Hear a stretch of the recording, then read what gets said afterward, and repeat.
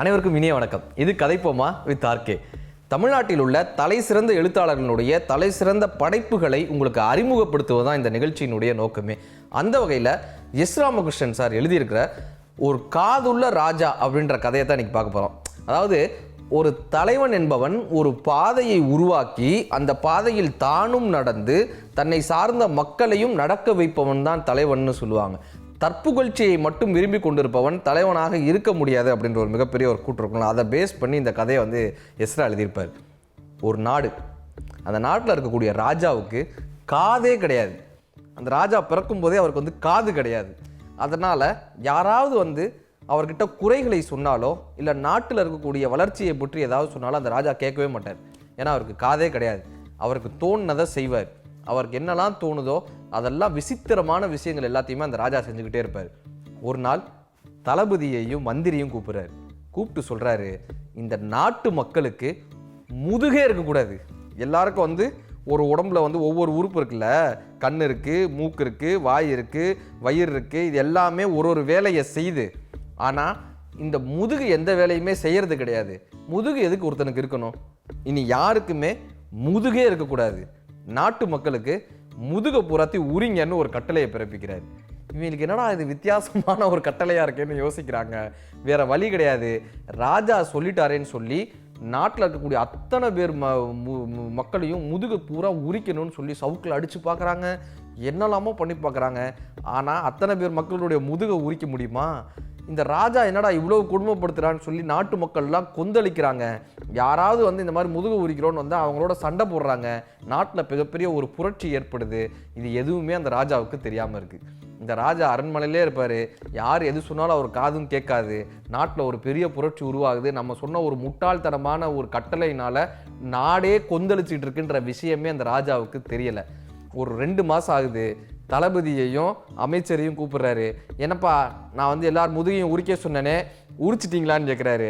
இப்போ இவங்க 2 பேரும் யோசிச்சுட்டு உரிச்சிட்டோம் ராஜா அப்படின்னு சொல்லிடுறாங்க. அதெல்லாம் எல்லார் முதுகையும் உரிச்சாச்சு ராஜா. இப்போ ராஜா சொல்கிறாரு, அப்படின்னா நான் அதை பார்க்கணும்.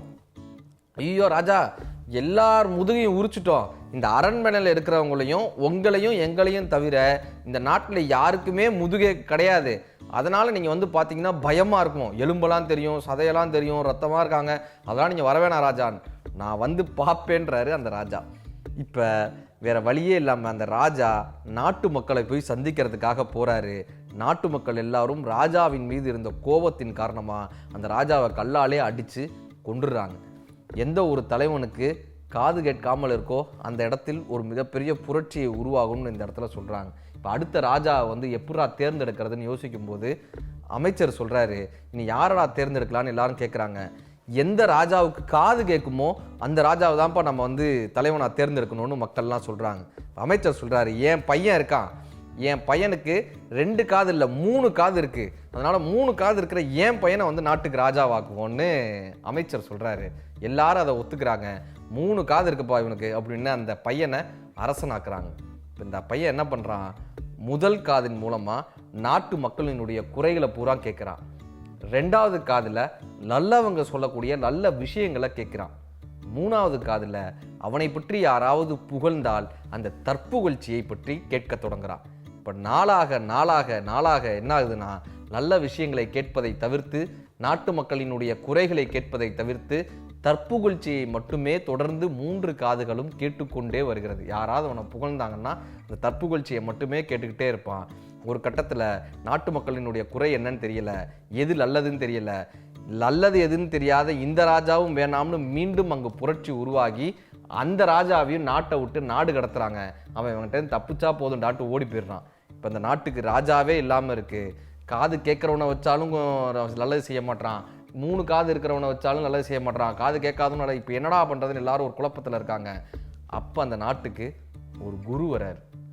அந்த குருகிட்ட போய் கேட்குறாங்க, குருவே, இந்த நாட்டுக்கு ஒரு ராஜா வேணும், நாங்கள் ராஜாவை தேர்ந்தெடுக்கணும், இந்த ராஜாவிற்கு எப்படி இருந்தால் தேர்ந்தெடுக்கலான்னு. குரு சொல்கிறாரு, ஒரு தலைவனுக்கு காது கேட்க வேண்டும்ன்றார். அப்படிதான் தலைவரை தேர்ந்தெடுத்தோம், அப்படிதான் குருவை தேர்ந்தெடுத்தோம், ஆனால் அவனுடைய காது தற்புகழ்ச்சியை மட்டுமே கேட்குறதேன்னு. அந்த குரு சொல்கிறாரு, 3 தகுதிகள் ஒரு அரசனுக்கு வேணும். என்னன்னா, தூங்கும் போதும் எதிரியினுடைய காலடி ஓசை எவன் காதில் கேட்கிறதோ அவன்தான் அரசன். பசித்த வயிற்றினுடைய அழுகை எவன் காதில் கேட்கிறதோ அவன்தான் அரசன். கருவுற்ற தாயினுடைய குழந்தையின் நகர்வை எவனது காதுகள் கேட்கிறதோ அவன்தான் அரசன். இந்த 3 ஓசைகளும் கேட்கக்கூடிய காதுகளை உடைய அரசனை தேர்ந்தெடுங்கள். இந்த நாடு மிகப்பெரிய வளமை மிக்க நாடாக மாறும்னு அந்த குரு சொல்லிட்டு போறாரு. அந்த நாட்டு மக்கள் இன்றும் இந்த 3 தகுதிகள் உள்ள அரசனை தேடிக்கொண்டே இருக்கிறார்கள். ஆனால் அந்த அரசன் சிக்கவே இல்லைன்னு எஸ். ராமகிருஷ்ணன் அந்த கதையை முடிச்சிருப்பாருங்க.